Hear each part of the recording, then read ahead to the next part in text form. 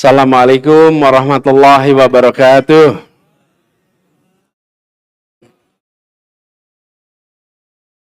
Alhamdulillahirabbil alamin.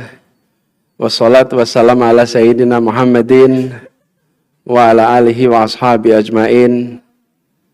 Rabbi shrah li sadri wa yassir li amri wahlul 'uqdatam min lisani yafqahu qawli. Raditu billahi rabba wa bil islami dina wa bil Muhammadin nabiyya wa rasulah. Rabbi zidni ilman warzuqni fahma. Amin. Amma ba'du. Jamaah sholat tarawih, jamaah sholat tarawih Masjid Salman rahimakumullah. Alhamdulillah, kita bersyukur hadirat Allah Subhanahu wa taala. Malam hari ini diberi nikmat sehat, bisa bersama-sama hadir di masjid ini. Dan insyaallah yang tadi berpuasa, puasanya diterima dan dilipat gandakan pahalanya. Secara khusus saya ingin menyapa pimpinan YPM Masjid Salman, Profesor Suwarno, Dr. Ferry Susanto, juga Ketua Rumah Amal Salman, Insinyur Mipi Ananta, dan seluruh jajaran pengurus YPM Salman, juga Pak Rektor yang diwakili oleh Pak Dekan pada malam hari ini, serta teman-teman mahasiswa yang hadir pada malam hari ini. Alhamdulillah, saya bersyukur bisa kembali ke ITB. Karena akhir-akhir ini tidak semua kampus bisa didatangi.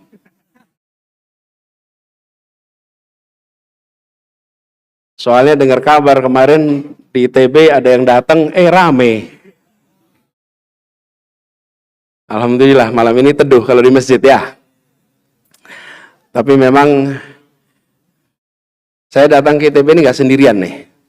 Saya datang ditemani oleh beberapa alumni ITB.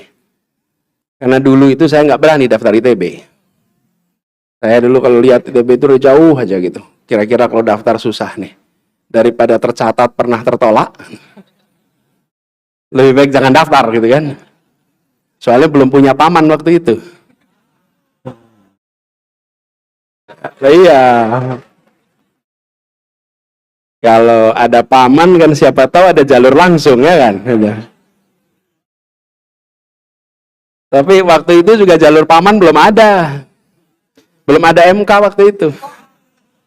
Belum ada. Jadi saya bilang, udahlah nggak usah daftar dah. Daftarnya di yang deket-deket aja. Jadi waktu balik sini saya minta ditemenin nih.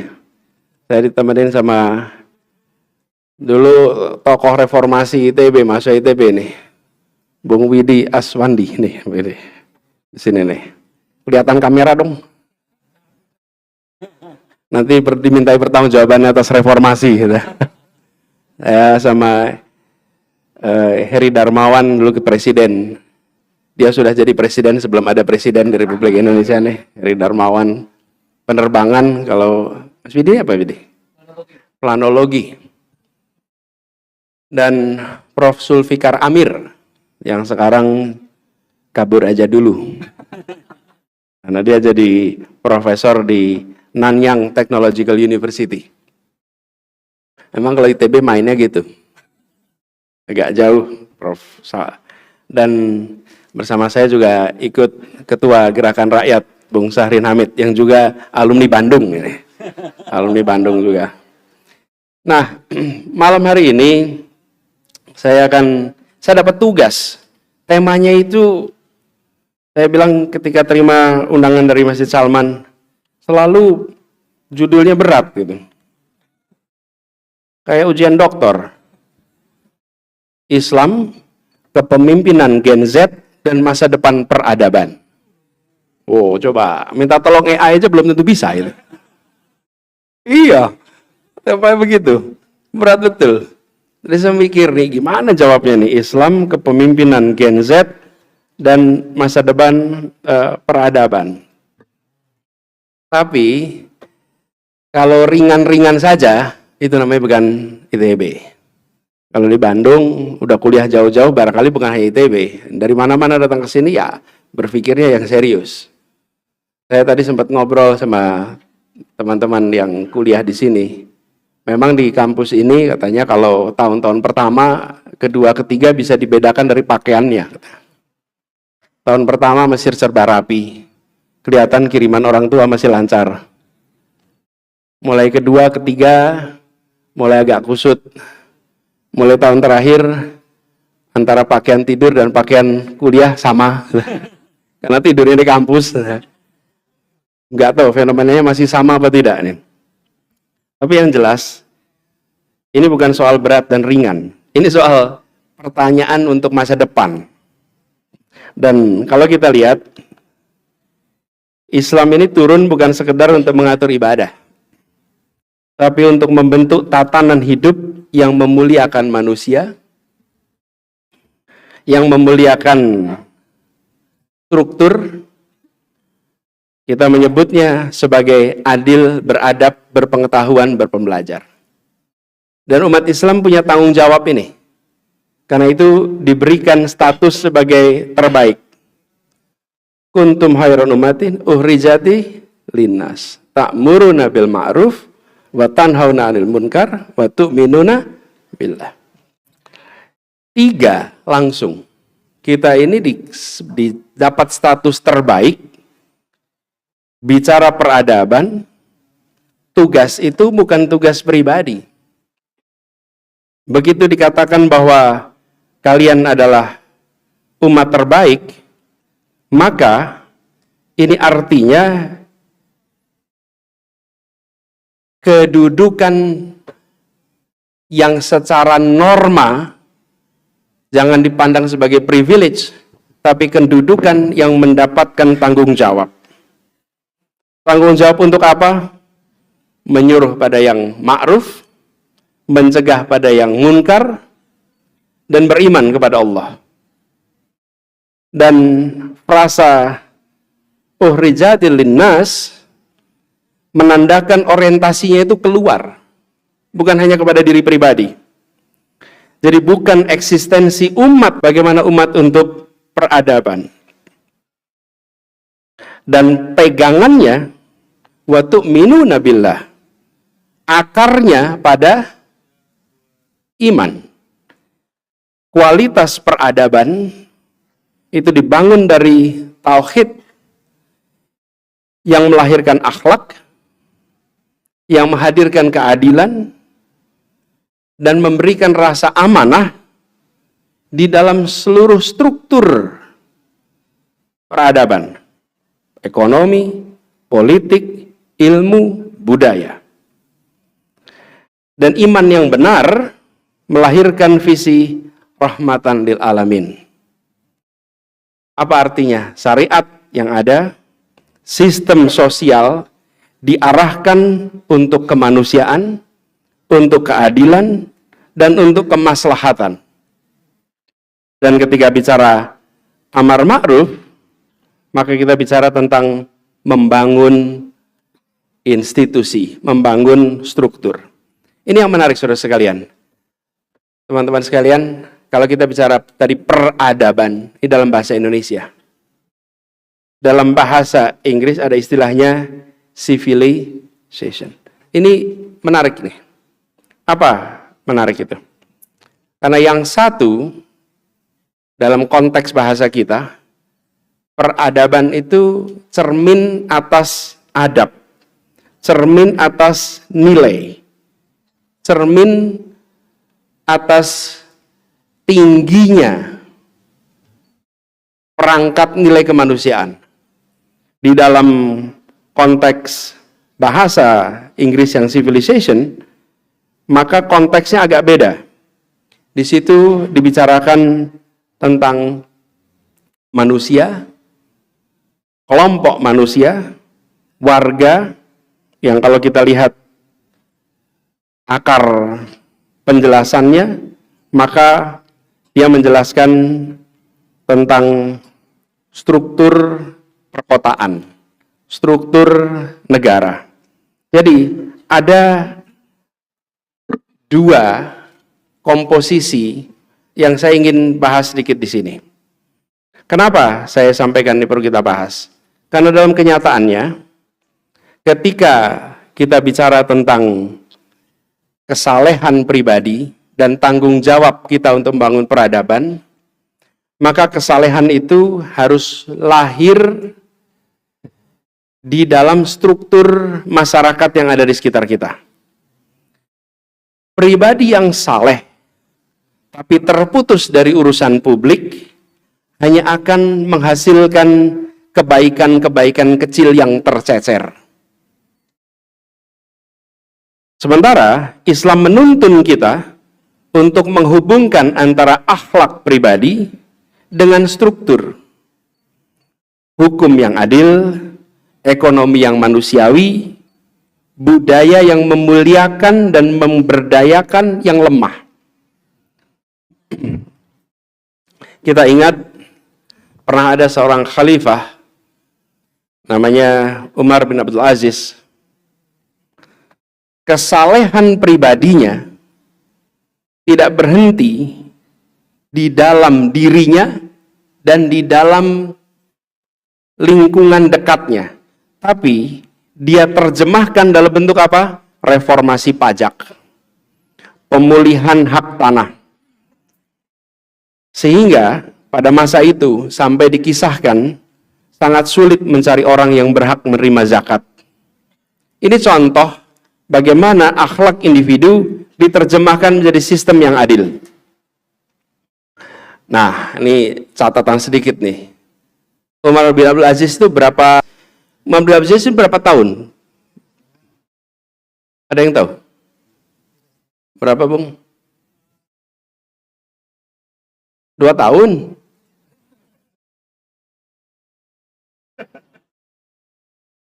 Leres? 60 tahun. Saya beri ilustrasi ya. Rasulullah berapa mimpin di Madinah? Ya, 10 tahun. Kemudian 4 khalifah berapa tahun? 29 tahun. Itu 39 tahun. Ya, 39 tahun. Itu masa golden era. Betul nggak tuh? Nih, ini 2,5 tahun.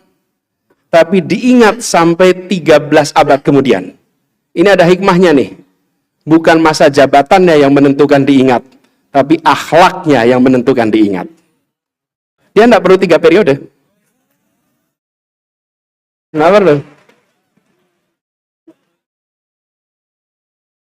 Dia cukup 2,5 tahun. Ini pelajaran penting bagi kita semua. Jadi bukan lamanya menjabat, bukan lamanya bertugas, tapi apa yang dikerjakan pada saat bertugas. Dan dia tidak meninggalkan infrastruktur yang kita ingat sampai hari ini. Ini saya katakan serius ini. Kenapa? Banyak dari kita yang berpikir bahwa legacy itu barang. Bukan, legacy itu sistem. Legacy itu sistem. Ini serius ini. Udah mau pada ketawa aja begitu dengar infrastruktur. Memang kalau di ITB infrastruktur masalah? Enggak kan? Gitu. Ini serius. Kenapa? Karena diterjemahkan kesalehan individu menjadi struktur. Itu yang tadi saya katakan. Menjadi peradaban. Peradaban dibangun di kawasan urban. Oke? Tidak ada peradaban dibangun di kawasan pedesaan. Kalau ada, saya melihat contohnya. Tidak ada. Bahkan Islam sekalipun, Islam itulah adalah agama perkotaan. Karena dibangunnya di kawasan urban. Di mana itu? Makkah dan Madinah. Makkah pusat perdagangan. Madinah yang namanya Yathrib berubah menjadi Madinah Al-Munawwarah. menjadi tempat di mana sebuah civil society itu terbangun.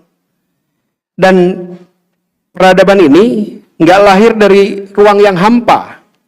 Dia lahir di jalan, dia lahir di, kalau sekarang, di kampus, di pasar, di masjid. Jadi ketika tadi satu sisi, civilization itu adalah civilized community. Kemudian kita bicara peradaban itu orang-orang yang membawa adab yang luhur. Maka ruang untuk latihan membangun peradaban itu ada di sekitar kita.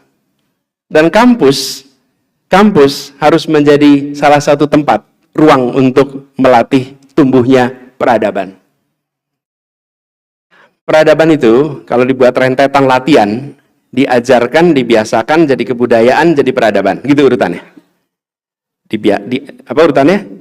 Diajarkan, dibiasakan, jadi kebiasaan. Setelah kebiasaan apa? Jadi kebudayaan, kemudian jadi peradaban. Ketika masih di level kebiasaan, ini masih level individu. Ketika kebiasaan dikerjakan kolektif, dia menjadi budaya. Ketika budaya menjadi hampir permanen, dia menjadi peradaban. Karena itu, antri yang tertib, tepat waktu, jaga kebersihan, tidak mengambil barang orang lain, itu bagian dari peradaban. Nah, ini ngomong-ngomong soal tidak mengambil barang milik orang lain. Sering kita mendengarnya. Soalnya begini, ini bagi yang hadir semua di sini, tolong nanti ketika pulang, HP-nya dipegang erat-erat. Karena tahun lalu saya dengar ada 26 HP yang hilang. Jadi saudara-saudara semua di sini yang berniat ngambil HP, tolong dihentikan niat itu. Ya, 26 yang hilang. Saya sempat sampai tadi sama teman-teman Google, kenapa kalau sering ada acara di Bandung kok suka ada copet? Apa yang terjadi? Saya cari di koran itu ada koran Merdeka, sampai berapa tahun yang lalu, udah agak lama sih, pernah ada musyawarah copet di Bandung. Coba dicek, di merdeka.com itu ada tuh, 300-an. Dan musyawarahnya membahas tentang pembagian wilayah kerja. Supaya tidak saling mengganggu. Nah itu jelas copet. Kalau pengambil kebijakan, nah itu berbahaya tuh. Itu berbahaya tuh. Tapi itu semua peradaban. Terus sekalian kita melihat hari ini bagaimana dunia melihat Jepang dengan kagum. Dalam suasana dihantam tsunami, mereka tetap antri untuk makan. Di dalam suasana keseharian, ketertiban, kebersihan. Ini contoh bagaimana kebiasaan diruntutkan jadi budaya dan jadi peradaban. Nah, kualitas kawasan urban itu mencerminkan nilai warganya. Dan pertanyaan sekarang ini, kenapa saya sampaikan soal urbannya agak penting? Karena Indonesia ke depan adalah Indonesia yang penduduknya berada di kawasan urban. Tahun 2000, 42% penduduk Indonesia tinggal di kota. Tahun 2000.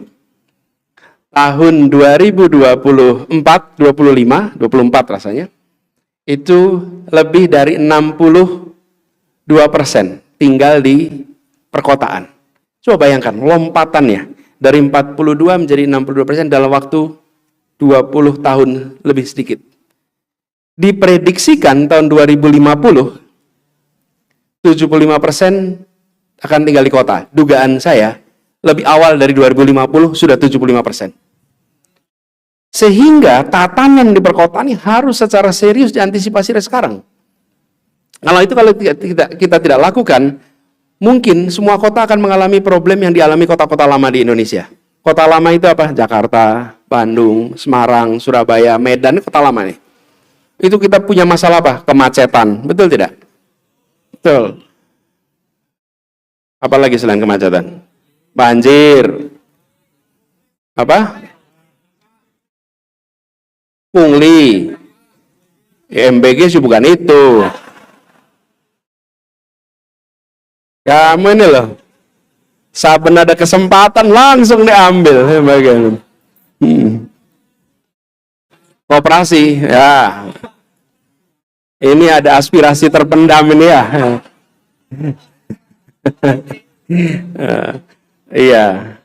Jadi ini punya persoalan-persoalan yang kompleks di situ. Karenanya kalau kita melihat sekarang dalam konteks itu ya, kampus, apalagi masjid kampus, itu harus bisa merujuk seperti kira-kira kalau di masa lalu, di era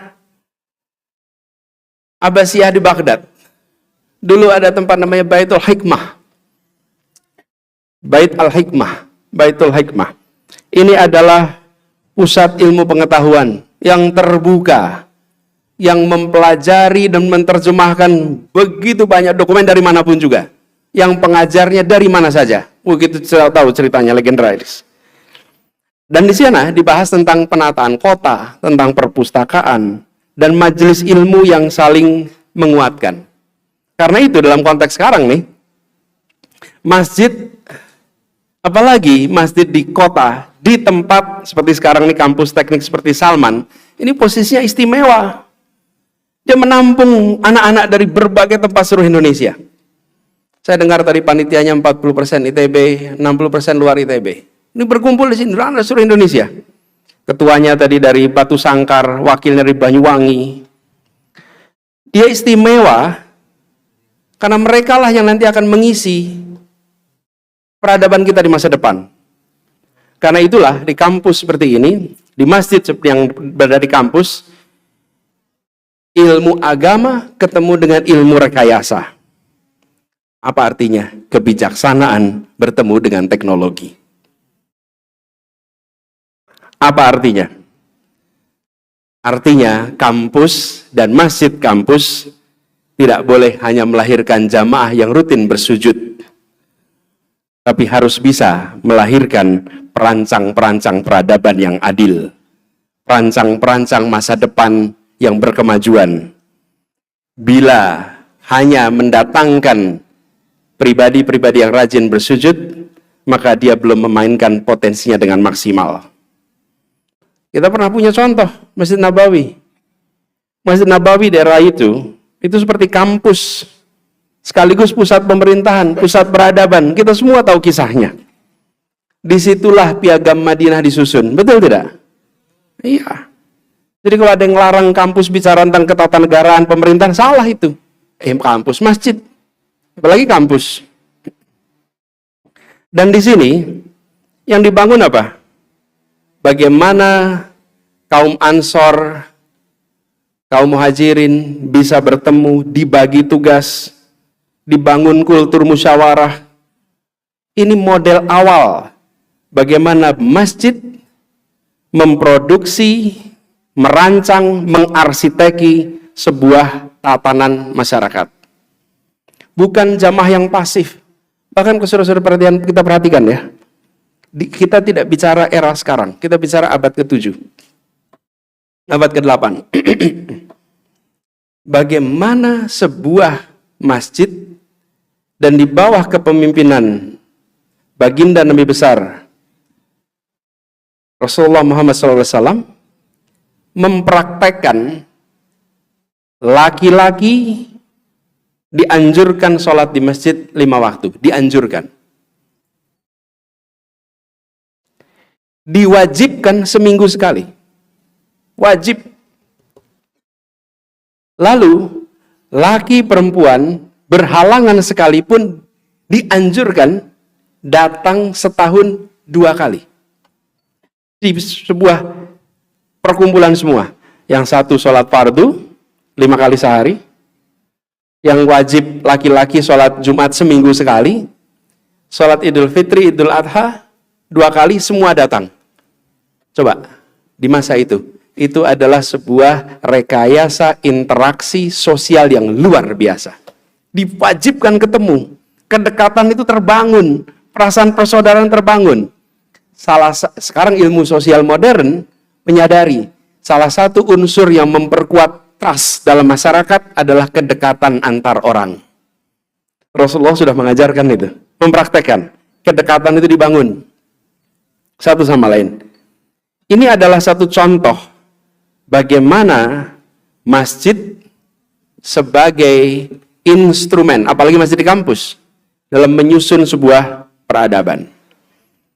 Nah, itu tadi bangun peradabannya tuh. Sekarang pertanyaannya, Gen Z-nya di mana nih? Ini Gen Z bukan di sini? Ya, ada yang X juga. Kalau lihat penampilannya, yang X tuh belum tahu kalau dia X loh. Yang tahu itu adalah generasinya. Soalnya ini juga yang saya dengar nih, kita kadang-kadang belum tentu tahu di posisi kita ini di mana gitu. Seperti banyak alumni ITB nih. Alumni ITB itu hebat dalam berbagai bidang, kecuali jurusannya. Katanya gitu. Sekarang bahkan alumni ITB sudah ngurusin keuangan Republik Indonesia. Mudah-mudahan keuangan kita terkelola dengan baik ya. Amin. Bagaimana Gen Z? Nah, Gen Z ini tumbuh di dua kota. Kalau kota itu diartikan sebagai tempat perkumpulan individu, ada dua kota di mana Gen Z ini tumbuh. Kota fisik dan kota digital.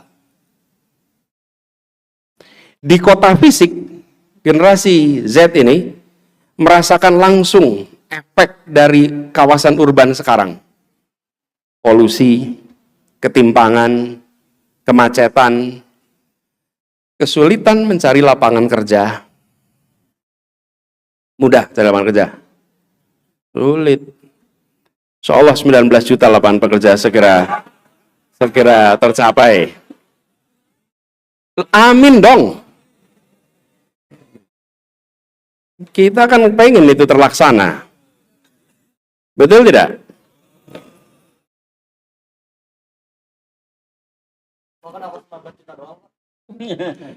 Iya, saya dengernya juga gitu. Dia tanya kenapa 19 juta aja gitu. Ya pengennya sih lebih banyak lagi. Nah, cuman kutipannya 19 juta. Kita hanya bisa menagih janji yang diucapkan. Kita tidak bisa menagih pikiran yang ada dalam gagasannya. Nggak bisa nagih. Sampai mana tadi? Ini kalau udah meleset nih agak repot kita balik. Oh, Gen Z di dua kota nih. Jadi di kota fisik dia ketemu tantangan tadi, lapangan pekerjaan yang sulit, polusi, ketimpangan dan lain-lain. Di dunia digital, di kota yang kedua, generasi ini ketemu dengan banjirnya informasi, dominasi algoritma, dan standar keberhasilan yang ditentukan oleh like dan views. Betul nggak tuh? Iya. Mengekspresikan sesuatu, tunggu seberapa besar like dan views-nya. Kalau dulu kita bicara tentang pusat peradaban itu berada di tempat yang kita lihat secara fisik, seperti kawasan pusat kota, kawasan pasar. Hari ini, pasar gagasan dan pasar identitas itu bergeser ke layar digital kita. Disinilah kemudian saya melihat generasi Z Muslim harus belajar untuk bisa berperan di kedua kota ini tanpa kehilangan kompas. Kenapa ini perlu dikerjakan? Karena tanpa disadari, ataupun disadari tapi dibiarkan, kota digital ini sedang mendikte apa itu yang namanya keren, mendikte apa itu yang namanya berhasil, mendikte apa itu namanya hebat. Di situ ada dorongan konsumtivisme yang luar biasa, instan, dan seringkali periferial dangkal. Di sisi lain, ketika kita bicara tentang Islam, maka kemuliaan itu tidak ditandai dengan hal-hal yang sifatnya artifisial, tapi kemuliaan itu ditandai dengan ketakwaan. Bahkan puasa kita, tujuan kita berpuasa untuk apa? Untuk takwa. Ya ayyuhalladzina amanu kutiba alaikumusiyam kama kutiba alal ladzina min qablikum la'alakum tattaqun. Kita didorong untuk meraih, nah sementara puasa tidak kelihatan. Anda mau posting lagi puasa? Nggak bisa. Mau nunjukin, gimana? Nggak bisa. Nggak ada yang bisa ditunjukkan. Kemuliaan tidak ditentukan oleh yang kota digital itu tunjukkan. Tapi diwujudkan dalam apa?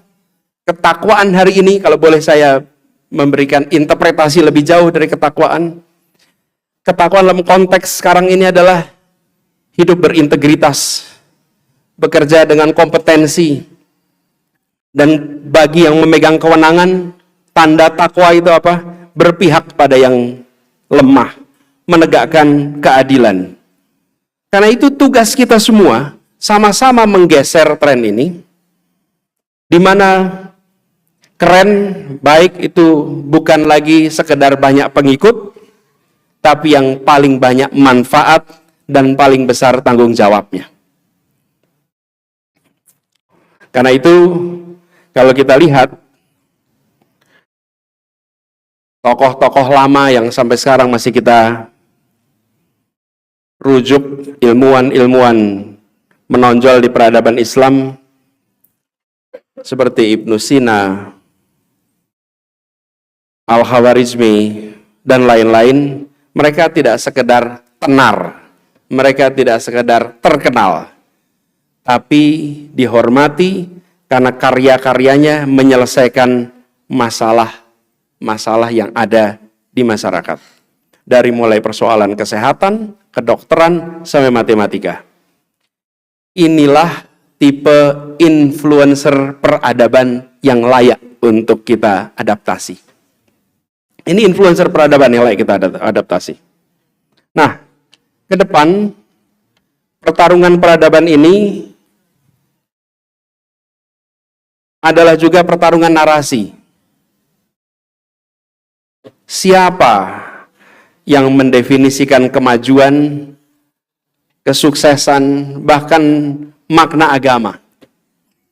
Yang bisa mendefinisikan, yang bisa merumuskan narasinya, itu nanti yang akan menentukan dominasi di dalam pembangunan peradaban. Tantangan kita di generasi baru, kita ketemu dengan Gen Z yang belum tentu gemar membaca, belum tentu suka menulis, belum tentu suka berpikir kritis, dan mudah jadi konsumen narasi. Karena itu, menurut saya, generasi Z justru harus sebaliknya, menjadi produsen bacaan, produsen tulisan, produsen pertanyaan-pertanyaan kritis, dan memiliki tameng di dalam menghadapi berbagai macam narasi yang datang. Jadilah produsen. Karenanya masjid kampus rasanya perlu memiliki pelatihan khusus untuk menulis, untuk berbicara, untuk berkarya, sehingga memunculkan narasi-narasi Islam yang cerdas, yang ramah pada sekeliling, yang berpengaruh dan relevan. Jadi, ketika kita bicara tentang kedepannya, tugas PR dari Gen Z ini besar dalam membentuk peradaban. Saya membayangkan Gen Z ini akan memimpin peradaban di masa depan di era yang serba dimulai dengan satu kata, krisis. Krisis iklim, betul nggak depan mata? Betul. Krisis teknologi, krisis pekerjaan, bahkan mungkin akan ketemu dengan situasi krisis pada kepercayaan terhadap institusi. Kita ngomong krisis, hari-hari ini kita lagi ketemu krisis baru. Di Timur Tengah terjadi peperangan, dampaknya dirasakan di seluruh dunia. Karena itu, bagi generasi baru, generasi Z ini, minimal membutuhkan dua hal sekaligus. Satu, kemampuan membaca data. Yang kedua, kemampuan membaca nurani. Nih, yang baca data kita bisa minta tolong pakai alat. Alatnya berkembang terus nih. Yang baca nurani nggak ada alat yang bisa gantiin nih. Nggak bisa nih. Dan itulah sebabnya merujuk kembali pada Islam. Islam mengajarkan keseimbangan antara fikir dan zikir. Yang membaca data pakai fikir, yang membaca nurani pakai zikir. Disitulah kemudian kita akan bisa mendapatkan generasi baru, generasi Z ke depan, yang membuat keputusan-keputusan, langkah-langkah dengan ilmu yang kuat, tapi juga dengan kesadaran bahwa keputusan apapun pada waktunya adalah amanah yang harus dipertanggungjawabkan. Ini pada masa COVID kemarin, saya pernah merujuk ini agak sering. Kenapa? Ada wabah di era Umar bin Khattab. Pada waktu ada wabah. Lalu kita melihat Khalifah Umar ini memberikan keputusan melarang orang-orang untuk memasuki wilayah wabah, menghentikan orang keluar masuk. Pada masa itu belum ada lab seperti sekarang. Ilmunya mungkin terbatas. Tetapi ini adalah perpaduan bagaimana pemahaman sebab akibat dan keyakinan atas takdir itu dikombinasikan sehingga kalau dalam bahasa sekarang namanya karantina wilayah. Pada waktu itu belum ada istilah karantina wilayah. Tapi contoh, bagaimana fikir dikombinasikan data dengan nurani. Nah, ke depan saya melihat ada proyek besar bagi generasi baru. Bagi generasi Z yang hari ini berumur 20-an, insya Allah di tahun 2045, 100 tahun Indonesia merdeka, akan jadi pengambil keputusan-keputusan utama. Amin.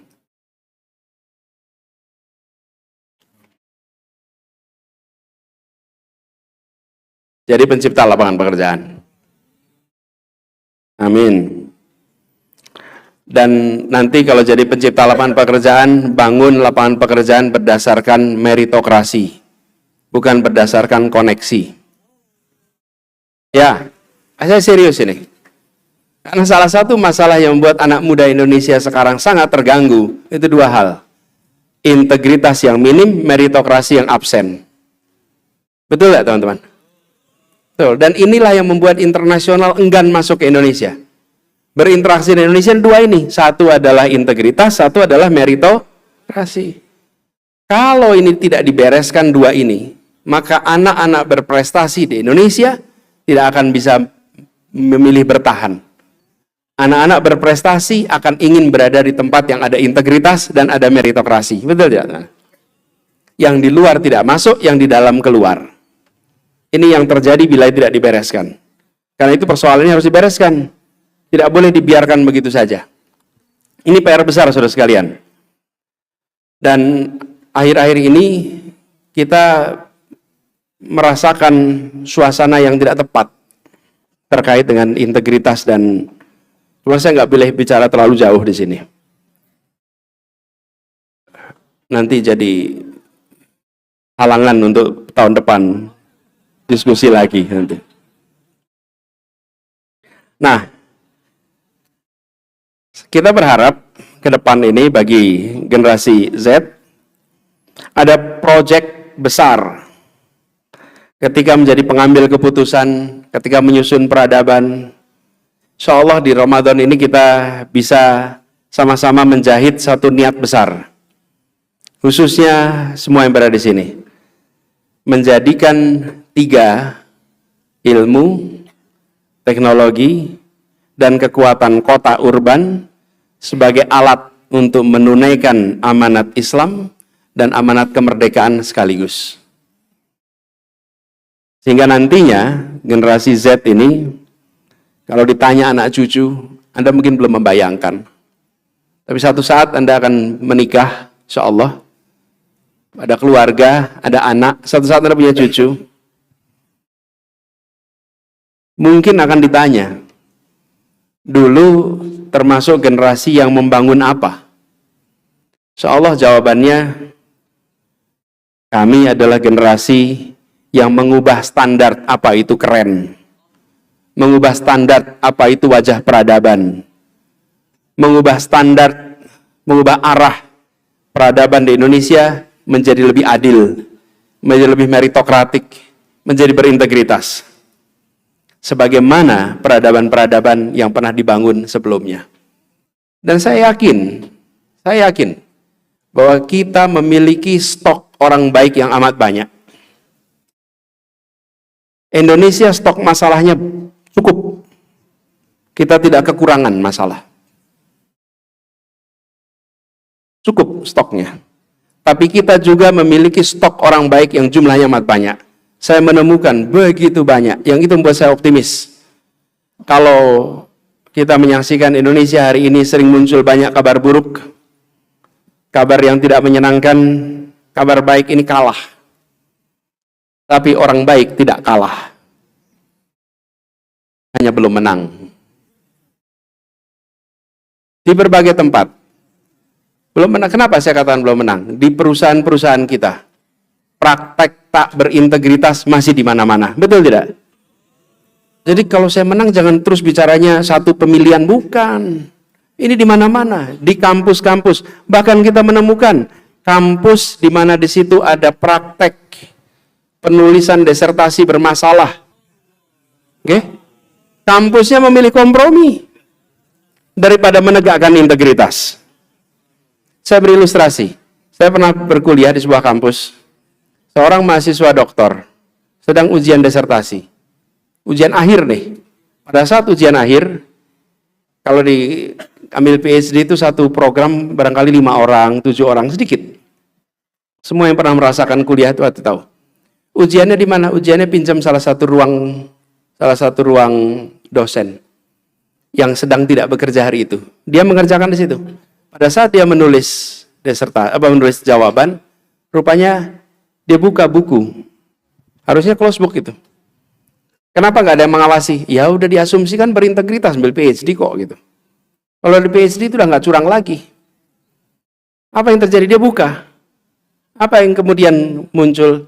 Tanpa direncanakan, si dosen yang punya ruangan rupanya ada barangnya yang ketinggalan. Jadi dia di rumah hari itu datang ke kantor mau ngambil buku dia. Ambil bukunya ke barang itu. Ketika dia buka, dia lihat si mahasiswa sedang ujian, karena itu ruang dipakai. Nyontek. Dia bilang langsung, sorry, saya lihat Anda, saya harus lapor. Dilaporkan. Tanpa babi bu, diberhentikan. Titik. Sudah kuliah 5-6 tahun lebih. Diberhentikan tanpa diskusi panjang lebar. Titik. Tidak ada kompromi. Apa yang terjadi? Semua memiliki keyakinan integritas dijaga tinggi. Hari ini kita kompromi terus pada yang disebut sebagai penyimpangan-penyimpangan. Kompromi terus. Dan semakin kita kompromi, standar kita makin turun, makin turun, makin turun. Akhirnya tidak ada lagi yang haram. Semua halal. Ketika kita turunkan itu. Kenapa? Karena yang memegang kewenangan seringkali takut. Takut apa? Kehilangan jabatan. Lupa, tadi saya katakan, setiap keputusan yang dibuat hari ini akan dimintai pertanggungjawabannya besok. Dan pertanggungjawabannya bukan di akhir masa jabatan saja. Dan ini PR terbesar kita hari ini. Ini harus dibereskan. Dan orang-orang baik, banyak sekali, mari berbondong-bondong, pegang kewenangan. Karena itu orang baik dianjurkan. Kalaupun Anda tidak menyebut tak bermasalah dah. Nyebut orang baik itu kadang-kadang susah kita. Orang tak bermasalah. Jangan sampai orang tak bermasalah itu tidak pegang keputusan. Harus pegang keputusan. Di perusahaan, di kampus, di yayasan, orang-orang tak bermasalah, pegang kewenangan. Jangan takut. Jangan merasa, wah ambisius. Bukan. Kembalikan integritas. Supaya apa? Negeri ini dipercaya. kepercayaan itu dia hilang. Saya berkali-kali menceritakan kisah Bang Imad, salah satu promotor utama di Masjid Salman ini ketika awal-awal Masjid Salman. Bang Imad itu menceritakan bagaimana dia percaya tanpa syarat pada orang namanya Bung Hatta. Saya pernah cerita itu kan. Dan ini adalah komoditas masa depan. Kalau teman-teman, kalau saya ditanya, apa komoditas yang di masa depan menjadi sangat penting? Tentu kompetensi, tentu. Tapi yang paling penting adalah integritas. Ini komoditas masa depan. Ingin masa depan survive? Pegang komoditas ini. Dan saya yakin insya Allah dari generasi yang ada di masjid ini, yang hadir malam hari ini, insya Allah sama-sama bisa bangun integritas untuk Republik kita ke depan. Amin, amin. Saya akhiri di sini, kita ada ruang dialog tanya-jawab. Jadi saya ingin berikan kepada Pak Moderator untuk memimpin.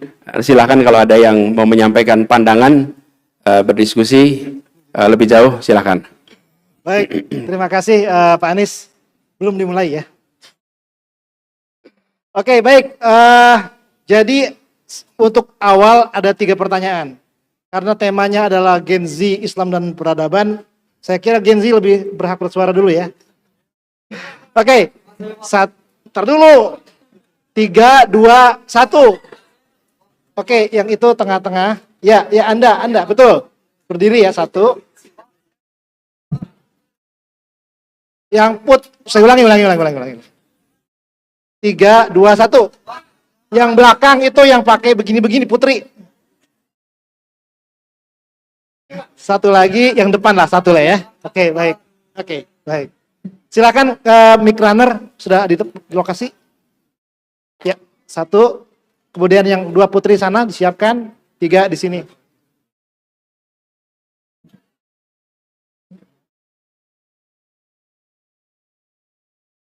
Langsung ya. Nama, dari mana, pertanyaan. 1 saja pertanyaannya, jangan 3. Bismillahirrahmanirrahim. Assalamualaikum Pak Anies. Waalaikumsalam warahmatullahi wabarakatuh. Perkenalkan, nama saya Mikdad Al-Fatih. Panggilannya? Mikdad. Ya. Saya seorang pengajar dan saya juga sekarang lagi menempuh pendidikan strata 2 di UPI. Nah, saya bukan dari ITB, saya dari UPI. Saya punya pertanyaan, saya setuju dengan statement Pak Anies bahwa komoditas yang paling penting di masa depan itu adalah integritas. Saya sangat setuju dan saya melihat itu betul gitu pada saat saya proses mengajar di lapangan gitu. Saya merasa itu benaran penting gitu. Namun saya di sini punya masalah gitu, di mana pendidikan adalah menjadi sarana untuk menciptakan integritas ke generasi-generasi di masa depan. Namun saya mau ngambil contoh itu tempat kelahiran saya di Indramayu. Nah, di sana sama, Mas. Pendidikan, Indramayu juga ya? Pertanyaan langsung. Ya, ya di Indramayu di mana tingkat pendidikannya sangat rendah. Secara garis besar itu cuma lulus SD, habis itu mereka harus bekerja karena emang kondisinya kayak gitu, mereka nggak punya penghasilan, jadi butuh nge-support keluarganya, jadi harus kerja, nggak bisa lanjutin pendidikan lebih lanjut. Gitu. Nah, pertanyaan saya adalah bagaimana kita mencapai integritas sedangkan pemerataan kualitas pendidikan sendiri itu masih belum terwujud gitu. Apakah ini emang beneran sesulit itu untuk diwujudkan ataukah memang ya kenapa belum terwujud? Karena kalau kita melihat saya mau ngasih poin sedikit. Kalau kita lihat gitu ya, maksudnya ini kan urgent gitu. Hal yang urgent salah satunya mungkin saya mau mention juga itu program makan bergizi gratis kan itu menggunakan anggaran yang sangat besar ya, Pak Anies. Itu jika ada keinginan itu bisa diwujudkan gitu. Jadi apakah pendidikan yang padahal urgent itu kenapa nggak bisa diwujudkan padahal kalau keinginannya ada? Poinnya dapat. Ya, terima kasih. Cukup. Gini, 3 boleh? Pak Anies, 3 dulu. Boleh 3. Usul pertanyaannya dibuat padat. Ya, silakan ya. Pertanyaan kedua dari yang Putri. Langsung saja ya ke pertanyaan. Anda ke depan sedikit biar terlihat wajahnya. Wah, itu gelap sekali. Nama. Belum nyala. Oke, sambil menunggu Ini yang depan dulu. namanya pemerataan akses pada mikrofon. Oke, sambil menunggu yang Putri, yang depan dulu, yang Putra, silakan. Cek, cek, cek. Oh, sudah bisa. Oke, silakan. Cek, cek. Bismillahirrahmanirrahim. Assalamualaikum warahmatullahi wabarakatuh. Waalaikumsalam warahmatullahi wabarakatuh. Perkenalkan nama saya Nui. Kebetulan Siapa saya tuh namanya? Nui. Nui. Kebetulan saya tuh gak ada niatan tarawih di sini karena ada targetan tarawih keliling ya. Tapi qadarullah diizinkan di sini karena lagi sibuk di sini juga. Pertanyaan langsung. Ya oke. Mungkin singkat aja kali ya. Di bulan Ramadan ini kita kan mengajukan ibadah ya, tapi banyak anak muda zaman sekarang sibuk dengan kuliah, kerja dan mengejar karir. Nah, menurut Pak Anies nih, bagaimana cara Gen Z bisa tetap produktif di dunia tanpa kehilangan semangat beramal soleh di bulan Ramadan ini? Alhamdulillah, Masya Allah, Terima kasih mantap banyak. pertanyaannya. Yang ketiga, silakan.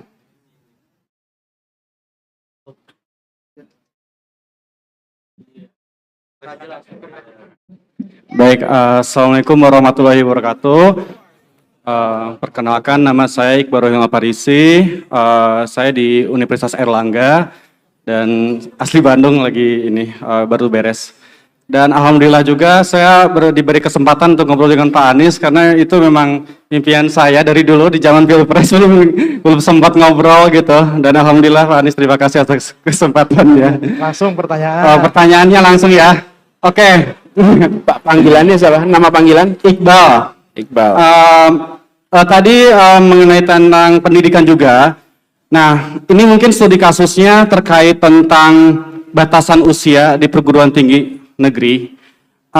Studi kasusnya itu di tempat saya, bahwasannya memang ada beberapa anak yang putus sekolah, akhirnya ikut paket C, tapi dia terhambat di batasan usia 25 tahun. Padahal ada yang umur usia 26, 27, dan seterusnya itu mereka semangat untuk kuliah karena keterbatasan itu. Nah, kenapa di Indonesia itu ada batasan dan lulusan tahunnya juga? Padahal ketika saya riset di negara maju seperti Jepang dan Jerman itu tidak ada batasan untuk hal itu. Untuk kejar paket.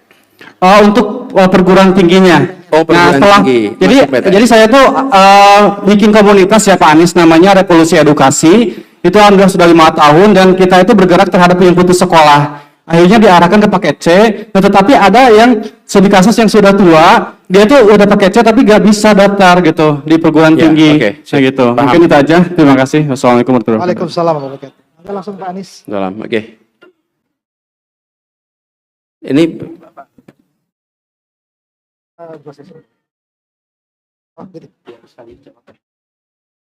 Oke, baik. Ini ada saya kesempatan. pikir gini, daripada 2 sesi sekaligus ya pertanyaannya. Nanti saya bahas, saya balas sekalian. Ntar dulu. Ntar dulu. Harus adil. Disetarakan antara perempuan dan laki-laki ini. Nah, itu. Berarti sekarang jatahnya 2 perempuan ya. 3, 2, 1. Tanda tangan aja. Apa nih? Oh, Masya Allah. Oh, lantai 2 ada juga ya? Lantai 2 ada nggak big runner-nya? Ada nggak panitia? Big runner-nya ada nggak? Taruh. Saya khawatir yang lantai 2 nggak ada big runner-nya ya. Oke, baik. Yang tengah-tengah boleh 1. Lalu yang Putri tadi sesuai pesan Pak Anies, mungkin nanti boleh yang di atas, yang sekarang lagi begini-begini boleh, tapi turun ya, nanti turun ke bawah. Silakan yang pakai jilbab putih turun ke bawah, karena di atas tidak ada mic runner. 1 lagi, silakan 1, 2, 3. Putri lagi, kata Pak Anies, Putri lagi ya. Yang pakai HP, boleh pakai HP yang begini-begini. Ya, silakan. Mic runner-nya sudah menuju lokasi. Yang pertama yang Putra, sudah ada? Mic runner silakan. Panitia sudah bisa mengarahkan mic runner-nya? Sudah. Sudah 3 orang. Ini yang depan ini. Ya silakan yang Putri. Ya silakan Putri tadi satu. Udah. Tadi yang pakai jilbab silakan turun ke bawah, Yang Putri satu. Sudah? Sudah pegang mic-nya sudah? Itu yang pakai yang berdiri. Yang Putri silakan. Mulai, silakan. Terus, Bismillahirrahmanirrahim. Assalamualaikum warahmatullahi wabarakatuh. Waalaikumsalam warahmatullahi wabarakatuh. Perkenalkan, nama saya Ratu Tifa. Pak Anies, terima kasih banyak atas penyampaian Bapak yang sangat membuka wawasan saya. Izinkan saya bertanya, meminta pandangan Bapak terkait satu hal. Pak Anies, dalam banyak kajian disebutkan bahwa perubahan peradaban dimulai dari kesalahan individu dan lingkungan yang baik. Namun, dalam realitasnya saat ini, terutama saya sebagai Gen Z, seringkali saya merasa berada di lingkungan yang tidak memiliki visi yang sama atau belum sepenuhnya mendukung kesolehan tersebut. Dan itu merupakan tantangan Gen Z. Hal ini mengingatkan saya pada ayat dalam Al-Quran, yaitu Quran dalam surat Ar-Ra'd, yang menyebutkan bahwa Allah tidak akan mengubah keadaan suatu kaum sampai mereka mengubah apa yang ada dari diri mereka sendiri. Pertanyaan saya, dalam kondisi ketika lingkungan belum sejalan, apakah individu tetap bisa menjadi titik awal perubahan peradaban atau perubahan besar? Justru membutuhkan ekosistem dan lingkungan yang mendukung. Dan bagaimana Islam memandang peran individu yang ingin membawa perubahan di tengah lingkungan yang belum memiliki visi yang sama? Terima kasih. Wassalamualaikum warahmatullahi wabarakatuh. Waalaikumsalam warahmatullahi wabarakatuh. Tadi yang di Putri yang di atas sudah turun? Oh, sudah pegang ya? Oke, baik. Silakan yang Putra. Cek. Ya. Baik, bismillah, assalamualaikum warahmatullahi wabarakatuh. Waalaikumsalam warahmatullahi wabarakatuh. Terima kasih banyak Pak Anies yang telah memberikan banyak sekali inspirasi. Perkenalkan, nama saya Usep Tahmid Abdullah. Saya langsung dari Garut ke sini, Pak, untuk bisa berjumpa dan bersilaturahmi. Inti pertanyaan saya, jadi di dalam buku karya Muhammad Nasir, beliau berpendapat bahwa kemerdekaan adalah sebuah kebebasan yang bertanggung jawab. Ya. Tetapi kita ketahui bahwa Pak, banyak sekali case-case di mana kita itu harus bertanggung jawab pada apa yang tidak pernah kita sepakati atau kita lakukan. Contoh kemarin board office. Kemudian juga banyak sekali hal-hal yang kita itu tidak sepakati. Tetapi Gen Z harus menanggungnya. Apalagi hutang-hutang negara. Bagaimana tanggung jawab kita? Terima kasih. Ya. Mbak, maaf. Boleh nggak namanya siapa sekali lagi tadi? Nama saya Usep Tahmid. Usep. Ya. Usep. Jadi pertanyaannya, kenapa saya harus ikut tanggung jawab atas keputusan-keputusan yang bukan saya ambil gitu? Betul. Begitu maksudnya? Ya, begitu. Contohnya? Contohnya board office, kemudian juga hutang negara yang bahkan Pak harus ditanggung oleh anak-anak gitu, kita di generasi kita, Pak. Oke, siap. Mohon tenang, ini di masjid ya, Tolong yang Putri, silakan. Assalamualaikum warahmatullahi wabarakatuh. Terima Waalaikumsalam kasih atas kesempatannya Pak Anies. Penerakan, saya Balki Sabita Saki. Saya pelajar di SMA Negeri Bandung, salah satu SMA di Bandung. SMA mana? SMA Negeri 8 Bandung. Gen Z, betul SMA ini. 8. Ini mana nih anaknya? Ini di atas, Pak. Di atas, Pak. Oh, di atas. Oh, ya, oke. Izin menyinggung sedikit terkait Iran yang sedang berperang dengan imperialis dan Zionis, yaitu Amerika Serikat dan Israel.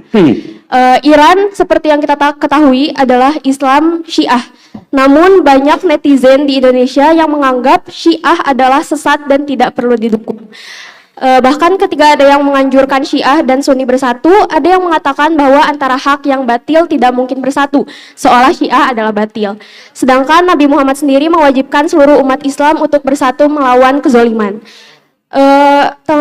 Pertanyaan saya adalah, bagaimana tanggapan Bapak mengenai hal itu? Karena kaum muda, termasuk saya sendiri, terkadang bingung dan risih akan statement tersebut. Terima kasih Bapak. Namanya Balkis ya? Balkis, Pak. Balkis, oke, terima kasih. Baik, enggak Pak Anies, Assalamualaikum pertanyaan. warahmatullahi wabarakatuh. Dan nanti di akhir Wah. acara yang bertanya boleh minta ke panitia ada goodie bag ya. Ya, nanti saya kasih buku, saya tanda tanganin buku buat Anda ya yang tanya. Ya, ini pertanyaannya variasinya tinggi sekali. Dari yang bicara pendidikan, integritas, sampai yang ngeri-ngeri sedap soal perang nih. Nah, Mikdad. Tanya tentang bagaimana pemerataan pendidikan yang masih terbatas seperti sekarang diharapkan bisa punya integritas. Mana Mikdad tadi? Ah, itu dia. Pendidikan aja belum merata, bagaimana dengan integritas? Kalau boleh saya sampaikan, memang pendidikan kita belum merata dalam artian sekolah kita belum merata. Tapi pendidikan yang menyangkut integritas sebenarnya dilakukannya di usia yang amat dini. Karena itu kalau ada koruptor tertangkap, jangan tanya di mana dia kuliah, tapi tanya TK-nya dulu di mana. Karena atau nggak TK mungkin ya. Kenapa? Karena ini adalah barang milik siapa? Itu pelajaran pra sekolah. Ini bukan milik saya, jangan diambil. Itu pra sekolah. Karena itu sebenarnya bukan soal akses pendidikan, tapi kesadaran orang tua untuk melatihkan integritas. Seperti contoh, Lebaran, satu mobil pulang mudik. Di tengah jalan, ternyata tanpa sadar, si bapak yang nyetir melanggar lampu lalu lintas. Tanpa sadar nih, sekeluarga penuh di mobil. Berhenti. Ada polisi di situ. Perjalanan masih panjang. Lalu ayah mengambil keputusan. Saya damai aja dah. Saya selesaikan dengan damai. Supaya nggak usah urusannya panjang. Nanti saya harus sidang lagi di kabupaten ini. Jauh pula di rumah saya. Karena ditilang di tengah jalan mudik. Apa yang dikerjakan? Dia nengok ke istrinya. Bu, siapin uangnya, Bu. Ada amplopnya nggak, Bu? Nggak ada amplop. Ya udah dah, dibungkus aja, bungkus. Tutup pakai tisu. Pegang. Salamin. Semobil menyaksikan. Dia sedang mendidik pada anak-anaknya bahwa aparat penegak hukum bisa dibayar. Di sananya mau juga terima. Tapi itu kenyataan di lapangan. Tapi kalau kemudian ayahnya begini. Oke, kita melanggar. Terima, Pak Polisi, tulisin tiket tilang. Saya terima tilangnya, terus bilang sama anak-anak, nih ayah nggak sengaja melanggar nih, tiket yang saya bawa, nanti saya akan bayar dendanya. Seluruh rumah menyadari bapakku berintegritas. Bapakku nggak pernah menjual belikan hukum. Bapakku tidak termasuk yang merongrong kewibawaan Republik ini. Itu menurut saya harus ditumbuhkan. Jadi berintegritas ini jangan membayangkan di sekolahan saja, mulai di mana, di rumah. Dan begitu banyak dongeng di rumah, peristiwa di rumah yang tidak menjadikan integritas itu sebagai prioritas utama. Di rumah nih. Karena itulah kenapa saya sering katakan yang disebut sebagai integritas itu didikannya awal. Ketika sudah kuliah, Anda ketika kuliah apa? Belajarnya di lab, belajar metodologi penelitian, betul nggak teman-teman? Belajar nulis paper, belajar. Dan pada saat itu, asumsi yang ada di seluruh proses adalah setiap orang di kampus berintegritas. Betul nggak? Ada kode etik di situ. Tapi asumsinya Anda berintegritas, sudah nggak perlu diawasin lagi. Karena di level itu. Nah, saya ini khawatir, ini tidak jadi prioritas. Soal integritas itu. Nah, pendidikannya di rumah dan di sekolah. Kebetulan dulu saya pernah berada di sebuah kampus, ngelola kampus jadi rektor. Bagaimanapun juga udah di kampus. Akhirnya waktu itu kami membuat mata kuliah anti korupsi. Wajib MKDU, mata kuliah dasar umum, 2 SKS. Yang setiap mahasiswa harus ambil itu syarat lulus. Kenapa? Karena kami ingin mengisi di ujung proses. Udah terlanjur sampai kuliah.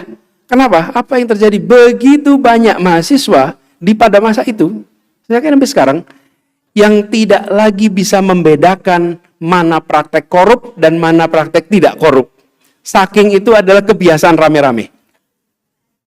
Di lingkungan masyarakat yang bermasalah. Nah, ini saya sambungkan dengan pertanyaan seperti Tifa tadi. Mana Tifa tadi? Tifa tadi tanya, bagaimana kita membangun peradaban sementara disebut tadi bahwa untuk bisa membangun peradaban mulia itu dibutuhkan lingkungan-lingkungan yang sehat. Buatlah island of integrity. Buatlah pulau-pulau berintegritas. Kalau tidak bisa semuanya berintegritas, masuk kampus merasakan integritas. Masuk jurusan rasa integritas. Masuk di rumah ketemu integritas. Masuk di perusahaan ada yang integritas. Walaupun di luar, di pemerintahan barangkali belum berintegritas. Jadi minimal usaha kita itu membangun yang disebut sebagai islands of integrity. Seperti kepulauan, ada pulau-pulau yang berintegritas, ada yang belum. Tapi dengan begitu, maka akan merasakan tumbuh. Siapapun yang pernah berada di tempat dengan integritas, keluar dari situ pasti merasakan ketidaknyamanan. Pasti. Pasti. Dan berat itu berada dalam dua dunia bersamaan. Jadi, ketika Anda sampaikan tadi, bahwa kalau kita mau mengubah satu kaum, innallaha la yughayyiru ma biqaumi hatta yughayyiru ma bi anfusihim. Itu harus dikerjakan ya dari sedikit-sedikit. Bikinlah di tempat kita bekerja sebagai sebuah kawasan berintegritas. Mulainya di situ, Tiba. Tidak bisa mulai dari semuanya, tapi mulai dari yang kecil. Rasulullah ketika memulai di Mekah, nama tempatnya apa? Darul Arqam. Dimulai di situ. Ya cuma gitu aja. Di tengah masyarakat jahiliyah. Di sini deh. Dibangun kesalehan. Kesalehan pribadi, kesalehan kolektif. Disitulah sahabat-sahabat awal ada. As-sabiqunal awalun bekerja bersama. Lalu akhirnya hijrah. Sampai akhirnya bisa membangun sebuah peradaban. Di Madinah. Mimpin 10 tahun di situ. Terus sudah itu diteruskan. Jadi ada tahapannya. Nah, pembangunan peradaban itu tidak bisa berjalan singkat, tetapi kontribusi masing-masing harus ada. Saudara-saudara sekalian, kita seringkali akhir-akhir ini, apalagi kalau di pemerintahan, semuanya berpikir 5 tahunan. Bangun peradaban itu lebih dari 5 tahunan. Tembok besar Cina itu dibangun 300 tahun lebih. Borobudur yang di Jawa Tengah itu dibangun 130 tahun lebih. Semua yang sifatnya panjang, besar, menggambarkan pandangan peradaban. Hanya bangsa yang berasumsi eksis ribuan tahun, dia mau mengerjakan proyek lamanya 300 tahun. 300 tahun loh. Jadi yang membuat gambar tidak menyaksikan hasil. Nah, peradaban yang dibangun, yang sekarang merancang, belum tentu nanti menyaksikan hasil. Tapi kita, kontribusi di bagian kita. Itu kira-kira kombinasi ya, jawaban Mikdad sama Tifa. Kemudian ada pertanyaan dari Iqbal, gimana masuk PTN dibatasi umurnya? Sebenarnya itu bisa dibuatkan program-program yang sifatnya non-tradisional. Saya rasa bisa. Kalau sekarang sudah ada universitas terbuka juga. UT itu setahu saya tidak ada batasnya. Bisa itu dikerjakan. Jadi tidak harus selamanya pakai program yang reguler, yang non-reguler. Saya rasa ini bisa dikerjakan supaya tidak terbatas. Supaya universitas itu bisa diakses siapa saja. Karena benar, perguruan tinggi adalah eskalator sosial ekonomi yang luar biasa. Kenapa saya istilahkan eskalator? Eskalator itu tangga berjalan. Siapapun yang naik di tangga itu, dia akan terbawa naik kelas. Apalagi kalau dia mau kerja keras naik tangga, maka lebih cepat lagi naik kelasnya. Tapi tidak bergerak pun terbawa ke atas. Nah, masalahnya perguruan tinggi kita terbatas. Tapi problemnya nggak di situ. Problemnya di SMP dan SMA. Itu problem. Kita seperti piramida nih, saya berkali-kali jelaskan. Masuk SD, 98% dari anak. Masuk SMA, SMP, 81% dari anak-anak. Masuk SMA 64%, 36% tidak masuk SMA. Selama kita berbicara tentang kualitas pendidikan, selalu kita bicara tentang yang 64% di sekolah. Ini yang 36% ini di mana? Ini yang masuk sektor informal, ini yang tidak bisa mendapat pekerjaan, ini yang jadi office boy pun nggak bisa. Itu sepertiga. Nah, ini bisa dibereskan sesungguhnya kalau ada kemauan. Ada kemauan bisa. Begitu sekarang ada perintah memberi makanan sehat untuk setiap anak, dikerjakan sampai ke bawah, bisa. Begitu ada keinginan membangun koperasi sampai seluruh Indonesia, bisa. Bila ada perintah bangun SMA, SMP, yang bangkunya sama dengan jumlah bangku SD, pasti terlaksana. Ketika ada kemauan, pasti ada jalannya. Pasti ada jalannya. Ini PR terbesar kita. Beruntung saudara-saudara sekalian, kita semua yang bisa masuk kampus. Masuk kampus itu udah lewat piramida itu paling ujung tuh. Lebih sedikit lagi. Jadi kalau lahir anak di Indonesia per tahun itu sekitar 5,6 juta, 5,4 sampai 5,6 juta anak lahir per tahun. Nanti yang sampai lulus SMA itu kira-kira hanya 3,6 juta, 3,8 juta. Sisanya enggak. Ini dari situ lebih sedikit lagi yang masuk perguruan tinggi. Ini PR terbesar kita. Ini tantangan terbesar kita. Nah, karenanya saya selalu berpandangan yang disebut sebagai pembangunan di sebuah bangsa adalah membangun manusia, bukan membangun barang-barang yang menunjang manusia. Membangun manusia. Pembangunan apa? Pembangunan kualitas manusia. Kesehatan, pendidikan, kunci utamanya. Sesudahnya penopang. Arahkan sumber daya ke situ. Dan seluruh pembiayaan untuk itu jangan disebut sebagai cost. Returnnya berapa? Kalau keluarnya besar sekarang, kalau kita tidak mau investasi di situ. Nah, problem kita juga masyarakat kita. Pemimpin-pemimpin yang memperhatikan pada pendidikan belum tentu. Kuasan pimpinan yang visioner. Disitulah diperlukan gagasan.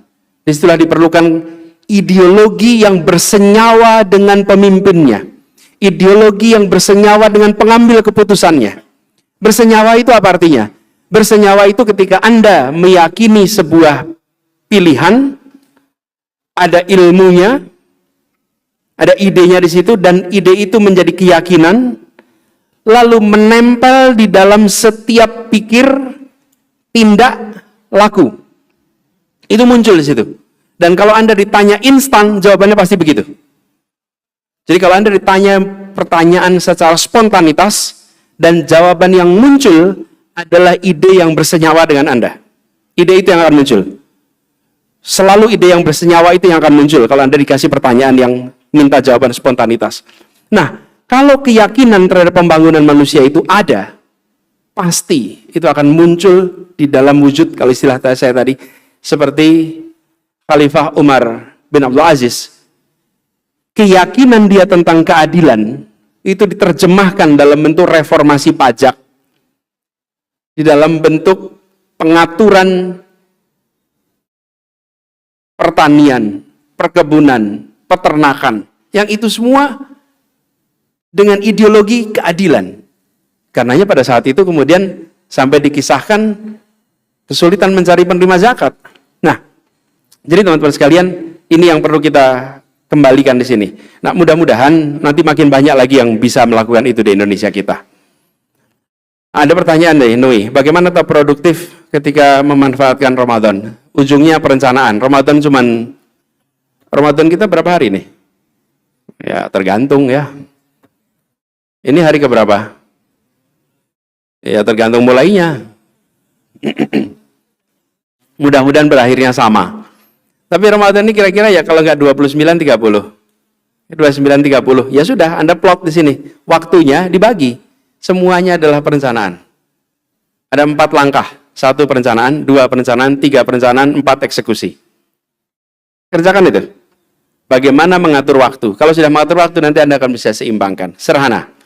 Bukan sesuatu yang mudah di dalam menuliskan, tetapi bisa dieksekusi. Anda susun rencananya, insya Allah bisa.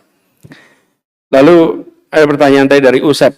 Bung Usep tanya tentang definisi menurut Muhammad Natsir bahwa Merdeka itu artinya mendapatkan kebebasan yang bisa dipertanggungjawabkan, gitu ya kira-kira. Mana Bung Usep? Makasih. Lalu pertanyaannya adalah, lah saya ini bagaimana? Ikut tanggung jawab. Ada yang ambil keputusan, tapi kita semua yang kena dampaknya. Itulah sebabnya kita ada demokrasi. Demokrasi itu kan milih orang untuk mewakili kita. Dan orang itu nanti akan ambil keputusan atas nama kita. Betul tidak teman-teman? Kalau tidak puas, jangan dipilih lagi. Kalau puas, dipilih lagi. Betul nggak teman-teman? Lah iya. Kalau prademokrasi repot sekali. Kalau prademokrasi apa yang terjadi? Dia tidak akan ada batasnya. Ketika ada demokrasi, durasinya dibatasi, skop kekuasaannya dibatasi.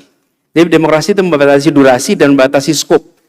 Prademokrasi, kekuasaan itu tanpa batas sampai meninggal. Skopnya semuanya, eksekutif, legislatif, yudikatif. Kecuali di era khalifah. Di khalifah itu di bagian legislatif dia tidak ambil alih. Anda cek aja. Khalifah-khalifah harus menemui hakim dan bisa diadili oleh hakim. Betul tidak teman-teman? Hakim tuh. Jadi urusan maaf kok legislatif, yudikatif. Yudikatif tidak diambil alih. Legislatif dan eksekutif dipegang. Tapi apa yang terjadi teman-teman? Begitu demokrasi ada ini. Karenanya mari pilih dengan memperhatikan rencana, memperhatikan misi, memperhatikan visi. Hari ini di Amerika Serikat lagi banyak orang menyesal. Di Amerika Serikat banyak orang menyesal tuh. Kenapa dulu pilih Trump? Ya mereka nggak bisa berbuat apa-apa, menunggu sampai Trump selesai masa jabatannya kan? Ya, karena apa yang terjadi? Kementerian Luar Negeri Amerika seperti di bypass, dia jalanin semuanya sendirian. Dan Presiden Trump ini ambil keputusan dengan cara yang kita semua sulit untuk mengerti prosesnya. Keputusan sering lewat Twitter. Betul nggak teman-teman? Semua Twitter, pandangan lewat Twitter. Tapi di mana kepresnya gitu kan? Di mana SK-nya? Tapi ya itulah keputusan mereka. Mereka hari ini menyesali, ya tanggung jawab Anda karena kemarin milih Trump. Jadi untungnya cuma 4 tahun. Bukan, maksudnya periodenya itu, ini tuh nyamber terus saja di sini ya. Ini tuh 4 tahun, maksudnya ya 1 periode. Mungkin mereka lagi mau menggugat itu, bahwa Trump pengen dianggap sebagai 2 periode berturut-turut.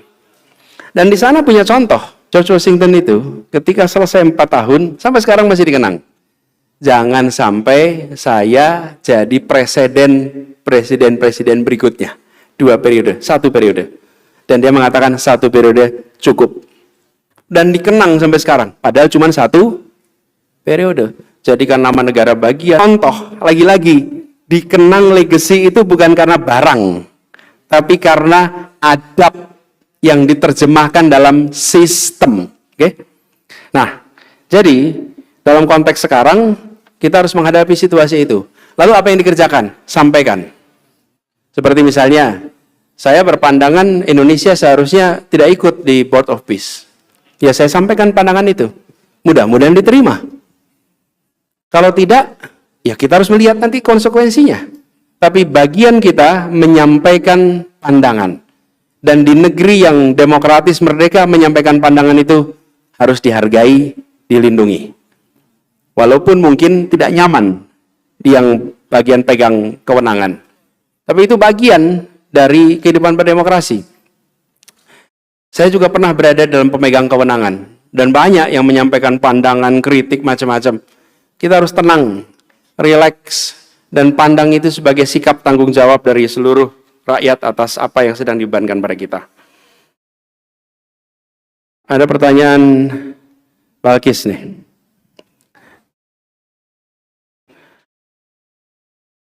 Bagaimana pandangan Bapak? Karena Iran adalah Islam Syiah dan tidak baik keliru dan lain-lain. Lalu sekarang ada perang.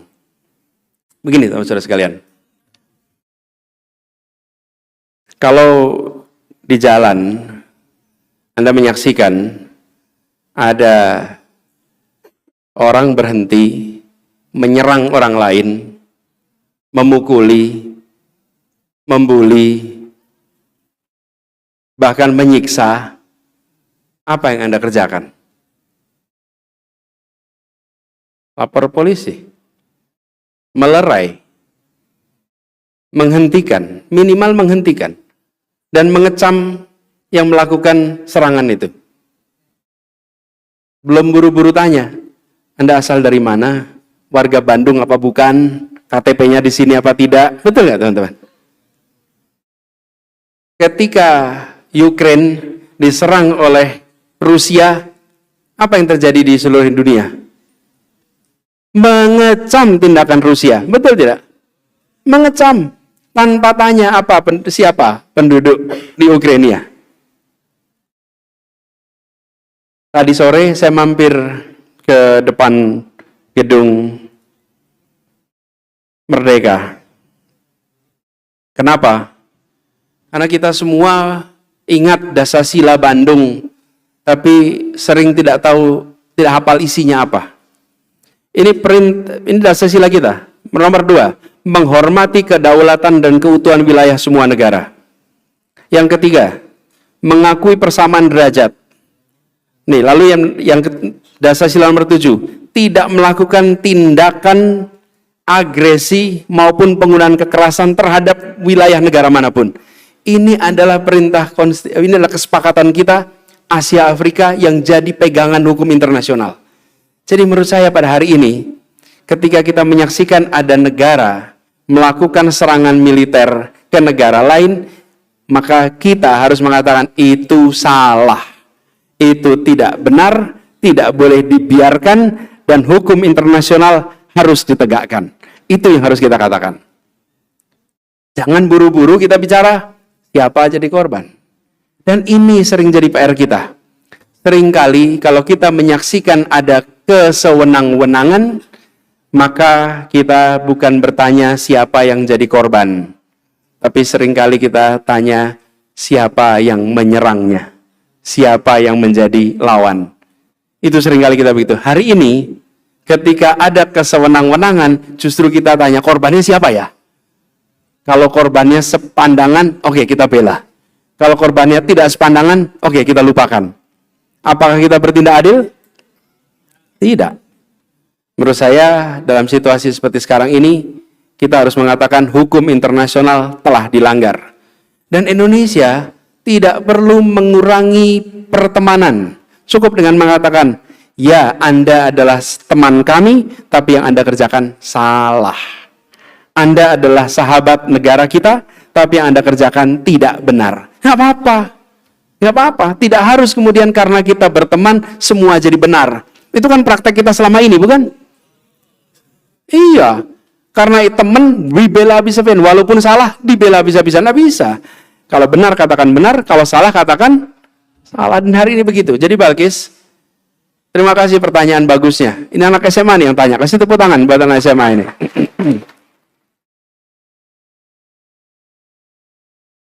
Insya Allah nanti Balkis belajar hubungan internasional. Ya, dan katakan ketika pesan-pesan tentang hukum internasional itu ditegakkan. Jadi ini yang menurut saya perlu disampaikan sama-sama. Mudah-mudahan menjawab semuanya. Saudara-saudara sekalian, 6 pertanyaan sudah dijawab. Alhamdulillah, mudah-mudahan terjawab dengan baik. Saya sampaikan terima kasih malam hari ini bisa berdiskusi, bertukar pikiran. Setiap pertanyaan adalah juga kesempatan untuk saya berpikir. Dan pesan terakhir, peradaban yang tinggi ditandai dengan masyarakat yang pembelajar. Pembelajar. Kalau dulu masyarakat industri, ekonomi maju, kalau sekarang pembelajar. Insya Allah kita menjadi bagian dari masyarakat pembelajar. Dan insya Allah peradaban ke depan yang dibangun generasi Z adalah peradaban yang membawa umat Islam kepada masa kegemilangannya. Terima kasih, kurang lebih mohon maaf. Wallahu muwaffiq ila aqwamit thoriq. Nasr minallah wa fathun qarib. Assalamualaikum warahmatullahi wabarakatuh. Waalaikumsalam.